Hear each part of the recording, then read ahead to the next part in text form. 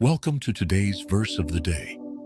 Today's passage shows Abram returning to the land God had promised him, facing a conflict within his own family, and choosing peace over strife. In these verses, we witness humility, generosity, and God's reaffirmation of his promise. Let's explore Genesis 13:1 through 18 together. Verse: So Abram went up from Egypt to the Negev, with his wife and everything he had, and Lot went with him. Abram had become very wealthy in livestock, silver, and gold. From the Negev, he went from place to place until he came to Bethel, to the place where his tent had been earlier, and where he had built an altar. There Abram called on the name of the Lord.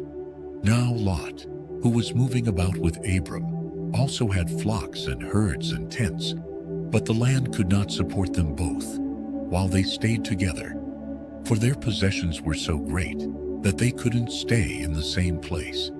And quarreling arose between Abram's herders and Lot's.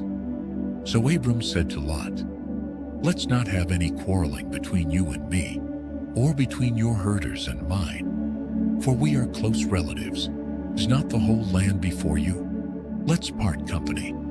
If you go to the left, I'll go to the right. If you go to the right, I'll go to the left." Lot looked around and saw that the whole plain of the Jordan toward Zoar was well watered, like the garden of the Lord, like the land of Egypt. So Lot chose for himself the whole plain of the Jordan and set out toward the east. Abram lived in the land of Canaan, while Lot lived among the cities of the plain and pitched his tents near Sodom. The Lord said to Abram, after Lot had parted from him, "Look around from where you are.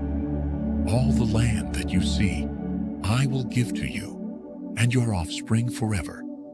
I will make your offspring like the dust of the earth.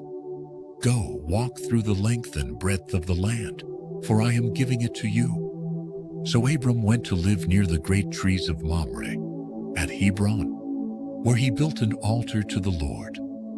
Abram's return to the altar at Bethel is a beautiful reminder that after times of failure or wandering, we can come back to the place where we last met with God.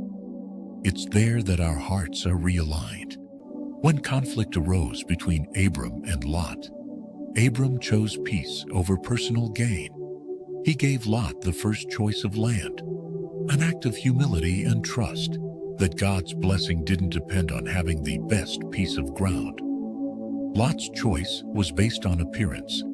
Abram's faith rested on God's promise. And once Abram chose peace, God reaffirmed his covenant, giving Abram a vision of all that would one day belong to his descendants. Sometimes, the path of faith means letting go of what looks good so you can hold on to what is truly God's. Are you willing to trust him enough to take second place, knowing his blessing is greater than any temporary advantage? Seek peace, even if it means sacrificing your preference. Trust that God's provision will always exceed what human opportunity offers. Take time today to release any area where you feel the need to secure your own blessing. Instead, let God be the one who chooses your portion. Thank you for joining me today. If this passage encouraged you, share it with someone who needs the reminder that choosing peace over pride opens the door for God's promises to unfold.